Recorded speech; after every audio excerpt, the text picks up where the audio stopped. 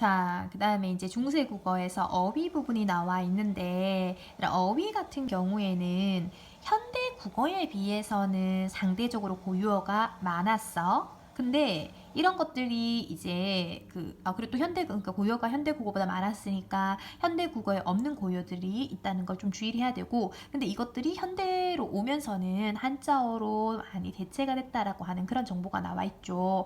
그래서 뭐, 거기 우선 조타 있는데 얘들아 조타 있네. 자, 조타는 이 당시 우리는 지금 시옷으로 지읒으로 시작하는 조타를 라이크로 사용하잖아. 근데 이 당시 조타는 깨끗하다의 의미였습니다. 그리고 라이크의 의미로 사용하는 조타는 디귿으로 했어야 되는 거야. 근데 요거는 문학에서 내가 너무 많이 나오는 거거든요. 그래서 외워야 됩니다. 지읒으로 시작하는 조타는 깨끗하다. 디귿으로 시작하는 조타는 like, 좋다란 뜻이고요. 그리고 팁으로 또 더 알아둬야 될 게 하다 같은 경우에도 아래아가 붙어 있는 하다는 do, 그러니까 동사의 의미를 가지고 있습니다. 근데 우리가 일반적으로 지금 사용하고 있는 맞춤법에 사용하는 하다 있잖아. 하다는 이 당시에는 형용사 많다를 나타내고 있었다는 거죠. 그래서 좋다와 교타, 아래아 붙어 있는 하다와 그냥 아 붙어 있는 하다, 이거는 문법을 떠나서 문학 해석할 때 빈번하게 나오는 거다. 자, 그리고 그거 말고 산을 매라고 했고, 우산을 슈룹이라고 했고, 천을 지문, 그리고 숫자 100을 온이라고 했다는 얘기도 더 적어놨죠. 그리고 한자어가 이제 많이 들어왔다는 얘기와 그 다음에 몽골어나 여진어도 많이 들어오게 되었다는 얘기를 해주고 있어요. 그래서 어휘는 이제 현대 국어보다는 고유어의 비중이 많았다. 자, 그리고 이제 근대 국어가 나와 있어요. 드디어 근대 국어. 자, 근대 국어 같은 경우에는 저기 시대사, 이제 국어사 시대 구분하는데 보면 알겠지만, 임진왜란 이후부터 가보개혁이죠. 가보개혁 이전까지를 근대 국어라고 하거든요. 그러니까 중세와 현대의 과도기적인 그런 특징이 드러나는 시대라 생각하면 되는데, 쌤 별표 지금 달아놨죠. 밑에 근대 국어의 의문 있잖아 얘들아. 이거 다 암기해야 됩니다. 이거 다 중요해요. 먼저 의문에 대해서 나와 있는데 순경읍 비읍하고 반치음이 없다는 얘기를 해주고 있죠. 순경읍 비읍 같은 경우에는 벌써 이전에 중세 국어부터 소멸이 됐었는데, 얘들은 순경읍 비읍이 사라지면서 얘가 반모음 있죠. 반모음 W, 그러니까 오으로 남았다는 얘기를 해주고 있는데, 이거는 현대 국어에 와서는 비읍 불규칙 용언들 있잖아요. 비읍 불규칙 용언들에 영향을 미치게 되고, 그리고 반치음도 이제 소멸됐다는 얘기를 해주고 있는데, 근데 이것도 이제 현대 국어에서 시옷 불규칙 용언에 반영되어 있다는 정보. 요거는 앞에서도 중세 국어 하면서 나왔었거든요, 얘들아. 앞에 중세 국어 순경읍 비읍하고 반치음 나와 있는 부분 다시 참고 한번 해보세요. 중요한 정보입니다. 자, 그리고 지읒치읒 있죠. 지읒치읒이 중세 국어 때는 얘들이 이소리, 치음이었어. 그렇기 때문에 국외음화가 일어나지 않았거든요. 근데 근대 국어가 되면서 지읒, 치읒이 이제 경국외음이죠. 현대국어랑 똑같아지죠. 경국외음화 되어가지고 소리가 나기 때문에 이제 근대 국어부터는 국외음화가 일어날 수 있다.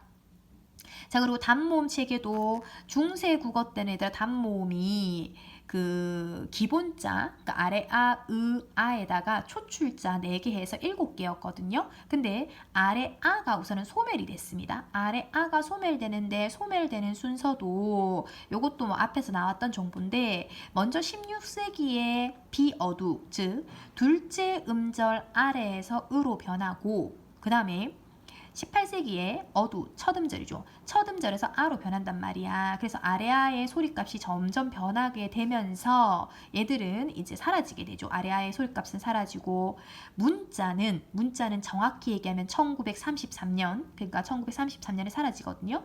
자, 그렇게 되면서 이제 단모음이 6개였는데 거기에 에랑 에 있죠. 이것도 2개가 합쳐져서 8개의 단모음이 지금 이제 근대 국어 때 있었다. 근데 여기다가 외랑 위까지 합쳐지면 현대 국어의 단모음 10개가 될 수 있거든요. 그래서 단모음의 체계가 변했고, 그리고 중세국어 때 있었던 성조는요, 성조는 사라지게 된다는 얘기를 해주고 있죠. 근데 이게 사라졌지만 얘들이 소리의 길이로 남아 있거든요. 특히나 낮았다가 높아지던 그 거성이죠. 아니, 거성이 아니고 상성이죠. 낮았다가 높아지던 상성은 현대 국어의 장음, 긴 소리로 남아 있다라는 거. 자, 그리고 음절이 변해서 어두자음군 있죠. 근대 국어가 되면은 어두자음군들이 사라지게 됩니다. 그러니까 이때 어두자음군은 얘들아 비읍으로 시작하는 거예요. 시옷으로 시작하는 거는 그냥 된소리이고, 비읍으로 시작하는 것들이 원래 어두자음군들이었는데, 근데 그런 어두자음군들이 사라지게 되고, 문자에서도 사라지게 되고, 그 다음 그것들이 대부분 경음, 된소리로 바뀌는 경향이 있더라. 자, 그리고 초성에 올 수 있는 자음, 그러니까 원래는 옛 이응이 있었죠. 옛 이응이 원래는 중세국어 때 그 바울 보면 알겠지만 초성이 왔거든요. 근데 이제는 옛 이응이라고, 그러니까 근대국어 때는 옛 이응이라고 하는 문자 자체도 사라지고, 그리고 그 소리값도 초성이 아니라 종성에서만 유지가 됩니다. 종성에서만 유지가 돼. 그래서 초성에 올 수 있던 자음 예디응이 문자도 사라지고 소리값은 종성에만 남아있다. 자, 그리고 종성에 올 수 있는 자음이 원래 중세국어 때는 8종성법이었잖아요. 8종성법. 그런데 그게 이제 7개. 그러니까 현대국어랑 똑같죠. 시옷은 발음되지 않고 디귿으로 발음되잖아. 그러면은 현대국어처럼 기역, 니은, 디귿, 리을, 미음, 비읍, 이응이 소리 나는 거야. 근데 주의를 해야 될 거는 근대국어 시기에는 소리값은 현대국어랑 똑같은데 맞춤법상으로는 디귿이 소리 나는 것도 시옷으로 표기하려고 하는 경향이 있었다는 거죠. 그래서 여기 표를 제대로 이해하려면 얘들아 중세와 현대를 조금 아우르면서 이해를 조금 해야 됩니다. 그래서 중세에서는 어땠는데 현대에는 어떻게 됐고, 중세에선 어땠는데 근대에는 어떻게 됐고, 근대에게 다시 현대는 어떻게 된다. 이렇게 연결을 조금 시키면서 이해를 해야 돼요. 자, 그리고 다양한 음운 변동 현상들이 이제 생기기 시작하죠. 중세 때는 대부분의 음운 변동이 일어나지 않았습니다. 근데 이제 근대가 되면은 유음화, 그리고 특히나 국외음화, 두음 법칙, 그 다음에 된소리 대기조, 경음화, 거센소리 대기조, 유기음화, 그 다음에 원순 모음화. 그러니까 원래는 은은 평순 모음인데 이게 우로 바뀌거든요. 입술 소리 앞에서 아래에서. 그래서 우로 바뀌는 원순 모음화. 그 다음에 모음 조화가 어떻게 됩니까? 깨지기 시작. 그러니까 뭐 중세 때부터 중세 초기 때, 그러니까 후기 중세 초기 때나 모음 조화를 철저히 지켰지 얘들아. 중세 때부터 모음 조화는 서서히 깨지기 시작해서 근대에 와서는 거의 다 깨지거든요. 근데 이거는 이제 모음 체계가 바뀌게 되면서 영향이 이제 미쳐졌다고 제가 생각할 수 있는 거죠. 그래서 근대 국어의 음운을 정리해 놓은 표는요, 얘들아 완벽히 이해를 해야 됩니다. 완벽히 이해하고, 국외음화가 워낙 중요하다 보니까 옆에 빨간색으로 다시 정리해 놨잖아 얘들아. 중세 때는 지읒 치읒이 치음이었거든요. 치음이었기 때문에 디귿 티읒이 국외음, 경국외음으로 되는 국외음화가 일어났습니다. 이런 말 할 수가 없어. 근데 중세 이제 근대 국어가 되면은 지읒 치읒이 국외음으로 바뀌어, 경국외음으로 바뀌잖아. 그럼 이제 디귿 티읒이 지읒 치읒 때는 경국외음화, 국외음화가 일어났습니다. 이 말을 쓸 수가 있는 거거든요. 그래서 국외음화는 중세 국어 때는 일어나지 않고 근대 국어 때는 일어났다라고 생각하면 돼요. 그리고 밑에 표기법에 대해서 나오는데 아까 얘기했죠. 원래는 중세 땐 8종성이었는데 근대는 7종성으로 표기했다. 근데 주의를 해야 될 거는 발음되는 것은 디귿이었습니다. 발음되는 것은 시옷이 아니라 디귿이었어. 근데 표기 자체는 디귿 대신에 시옷을 사용했다는 거죠. 그러니까 약간 헷갈리지 얘들아. 그래도 그 시험에 나옵니다. 외워야 돼요. 그리고 중세 때는 주로 이어 적기를 했던 연철을 했으면은 그 현대는 끊어 적기 하는 거죠. 현대는 끊어 적기 하는 분철을 한단 말이야. 근데 중세에서 현대로 넘어오는 근대 때는 과도기적인 모습인 중철이 드러나기도 합니다. 중철. 그러니까 중철이라고 하는 거는 어렵게 생각하지 말고 원래 받침이 있었어. 근데 그 받침이 뒤에 모음 자리에 또 한 번 더 적히는 거야. 두 번 적히는 거죠. 그래서 연철에서 근대 중철을 거쳐서 현대는 분철이 보편화되어 있다. 그리고 근대 국어엔 특징적인 게 또 뭐냐면 마지막 끝소리에 거센 소리죠. 크트프 이런 거 거센 소리잖아. 거센 소리가 오면은 이게 예사 소리랑 히읗으로 쪼개져가지고 표기가 되는 경우가 있었거든요. 그래서 이런 거를 재음소화라고 하거든. 재음소화라고 하는데 밑에 쌤이 예문을 하나 적어놨거든요. 그러니까 예를 들어서 종성에 티읕이 왔어. 그럼 뒤에 모음이 왔는데 종성에 티읕이 오면은 이때 이거를 디귿과 히읗으로 쪼개서 표기하는 거야. 그래서 이런 거를 재음소화라고 한다. 그리고 성조가 소멸되면서 방점도 더 이상은 근대 국어에서는 표기하지 않겠죠.